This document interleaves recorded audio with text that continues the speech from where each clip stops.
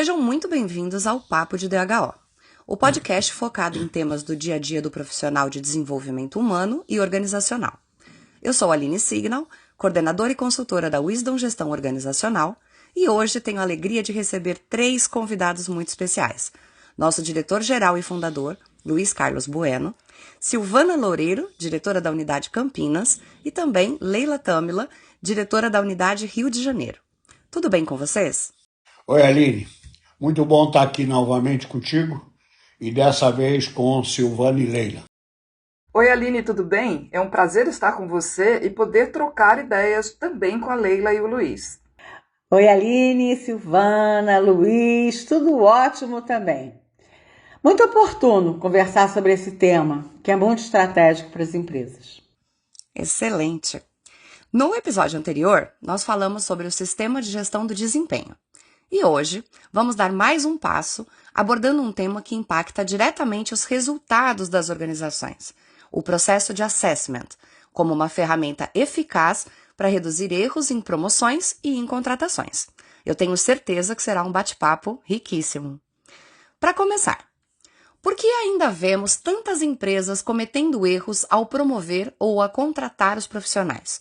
E como o assessment ajuda a reduzir esses erros?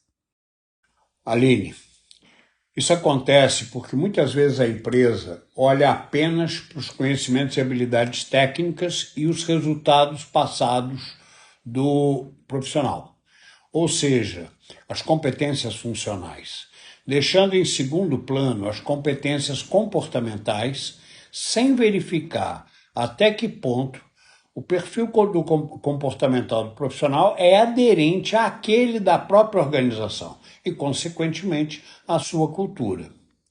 O assessment traz clareza e evita decisões suportadas apenas nos conhecimentos e habilidades técnicas. Concordo, Luiz. Já vi casos em que um ótimo engenheiro foi promovido para uma posição de liderança e não conseguiu se legitimar. Ele era excelente nas entregas individuais, mas não possuía competência comportamental de liderança, no nível de manifestação que era requerido para a função. O assessment ajuda justamente a identificar esse tipo de gap e desenvolver o profissional para assumir a posição. Vou complementar. O assessment permite enxergar além do dia de hoje, além do presente. Ele propicia indicadores que permitem vislumbrar de antemão quem pode crescer, quem precisa ser desenvolvido e até quem está no lugar certo.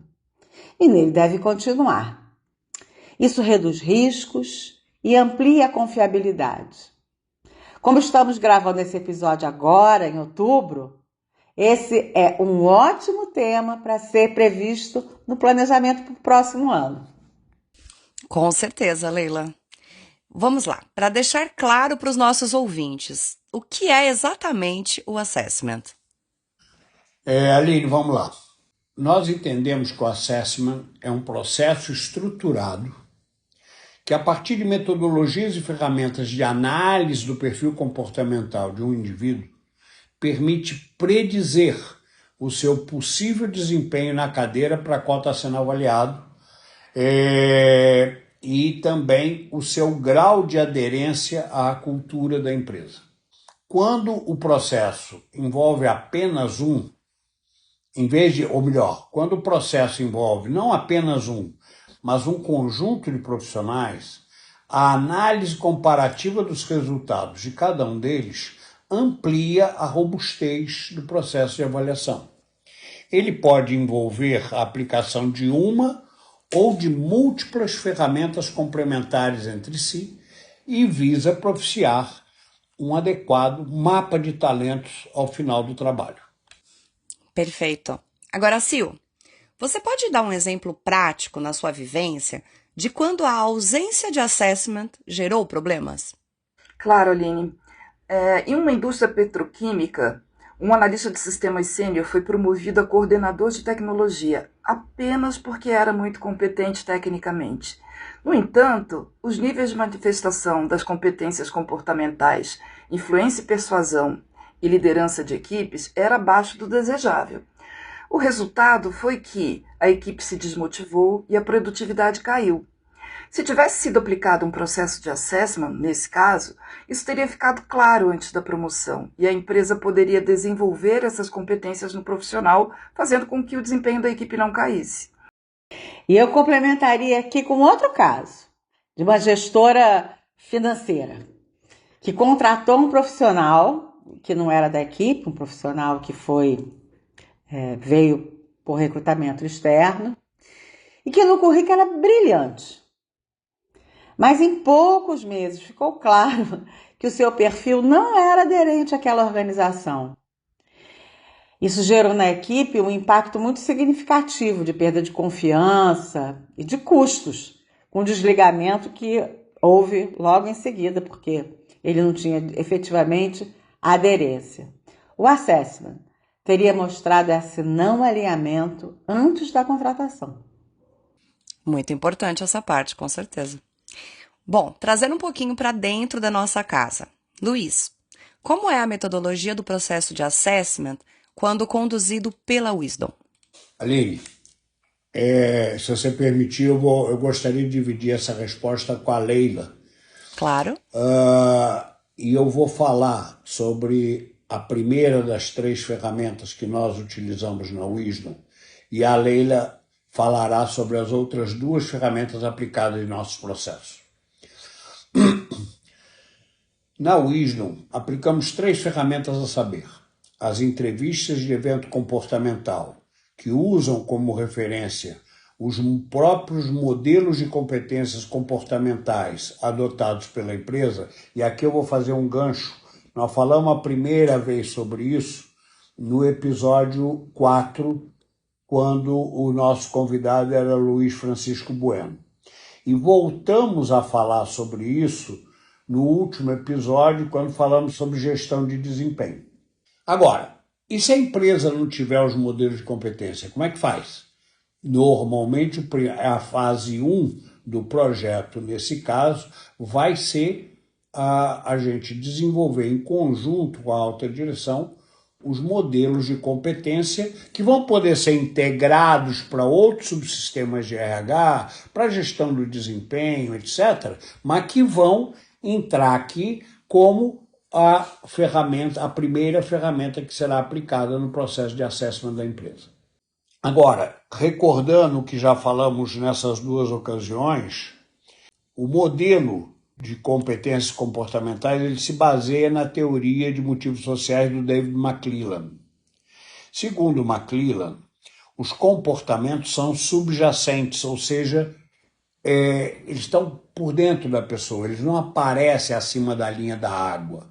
E são consequência das crenças, primeiro, do autoconceito que cada um de nós tem sobre si mesmo e dos traços de personalidade que cada um de nós também tem.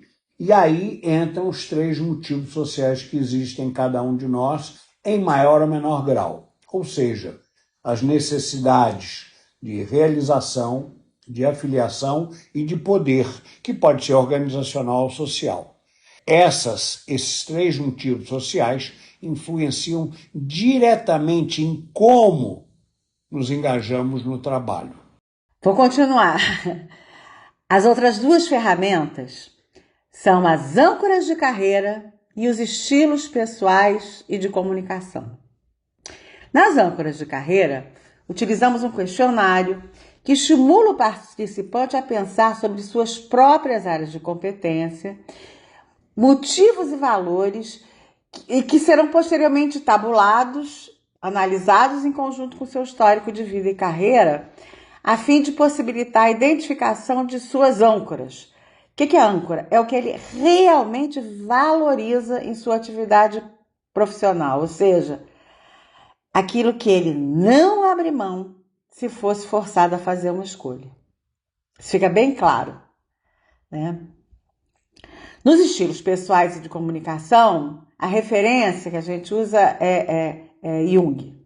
A finalidade desse instrumento é verificar como os participantes lidam com o processo de comunicação, que é fundamental, com diferentes pessoas e em situações diversas. A gente usa 4 categorias, são as clássicas: o reflexivo, que é alguém que valoriza ideias, criatividade, originalidade, conceitos. Racional, alguém que valoriza dados, fatos, organização, lógica, ordem. Afetivo, alguém que valoriza as pessoas, os relacionamentos, o lidar com o outro, o trabalho em equipe. E o pragmático, que valoriza a ação, aquilo que a gente faz.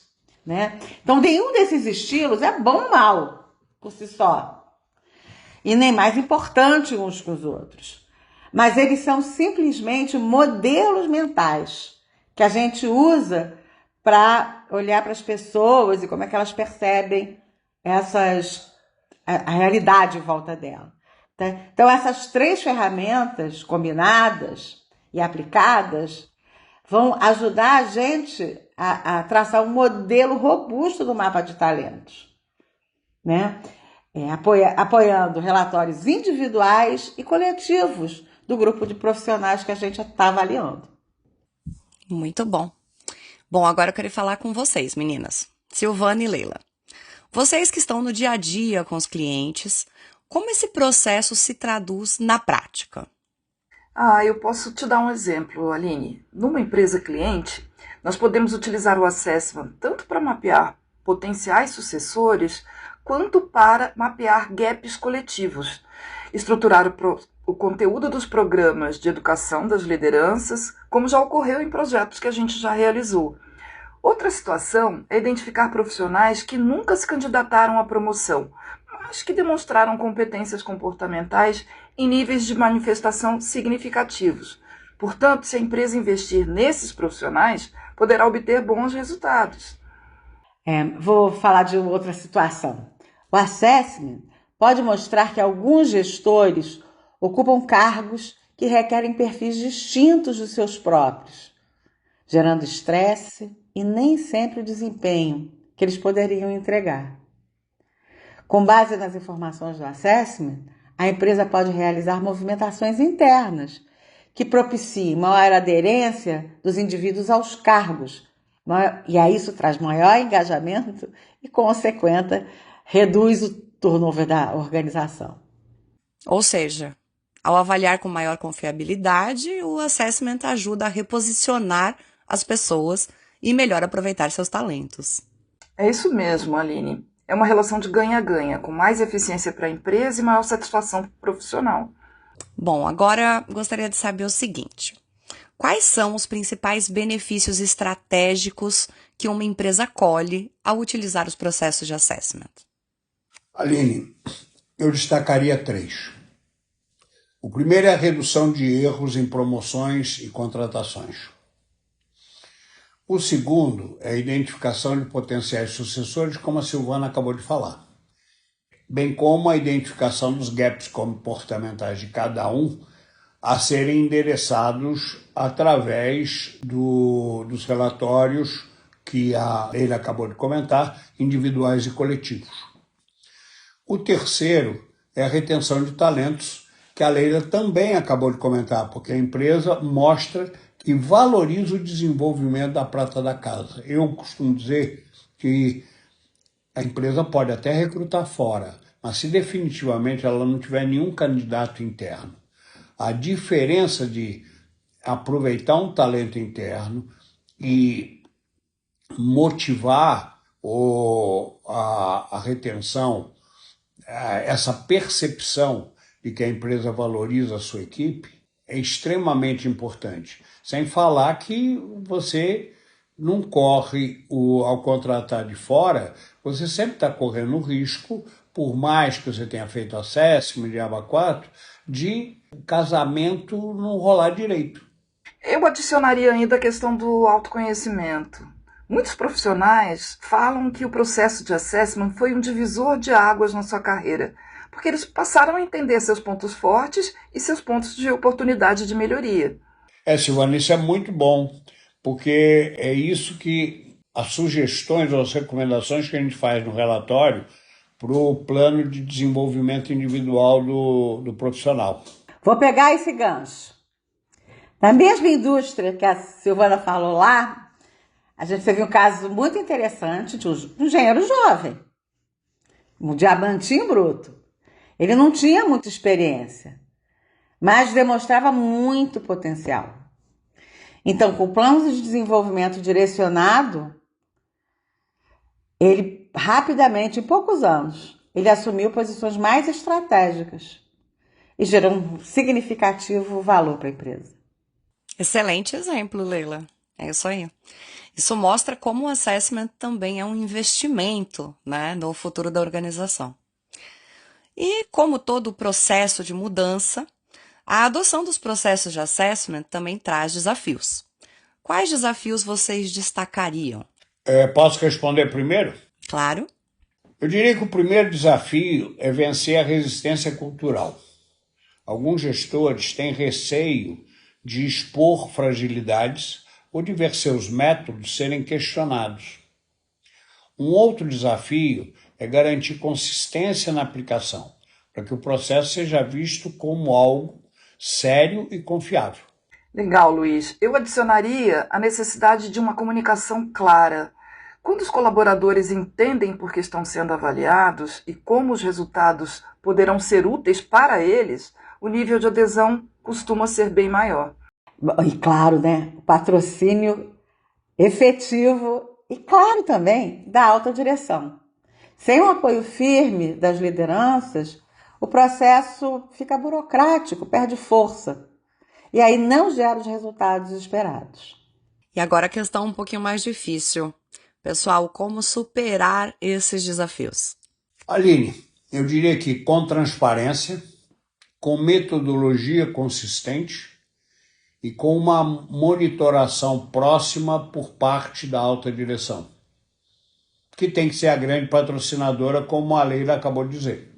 Beleza, Luiz. Eu diria também que com um investimento no desenvolvimento dos líderes, para que eles se sintam parte e não apenas alvos no processo. E além disso, é importante mostrar resultados rápidos para ajudar a gerar credibilidade. Quando a empresa vê na prática que os processos de assessment ampliam muito a consistência das decisões que você toma ao alocar pessoas, o engajamento cresce. Legal. Bom, estamos chegando ao final. Eu gostaria que cada um de vocês deixasse uma mensagem para os nossos ouvintes sobre o tema de hoje. Luiz, você pode começar? Perfeito. Eu diria que o processo de assessment é uma ferramenta estratégica. Ele ajuda a empresa a tomar decisões mais justas e criteriosas sobre pessoas, reduzir riscos e construir uma ponte de credibilidade e confiança com o público interno. Beleza, Luiz. A minha mensagem é de que o assessment valoriza o capital humano. Ele mostra que a empresa olha para as pessoas e não apenas pelo que já entregaram, mas também pelo potencial de crescimento, sobre o que eles podem entregar no futuro.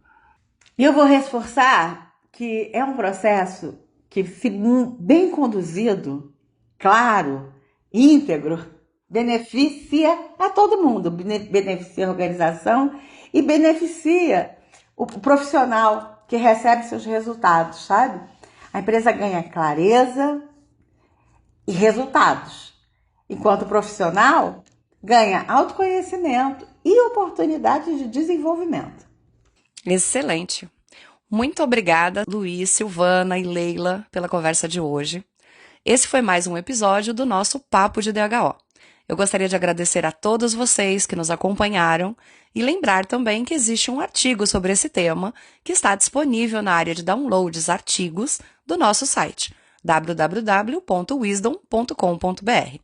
No próximo episódio, traremos o tema Planejamento de Sucessão, um processo estruturado para mapear sucessores e preencher cargos-chave. Se quiserem nos enviar sugestões de temas ou perguntas, basta escrever para o e-mail wisdom@wisdom.com.br ou mandar mensagem para o nosso WhatsApp, que é DDD 11 98621 3741. Chegamos ao final desse episódio e a palavra é de vocês para uma breve despedida.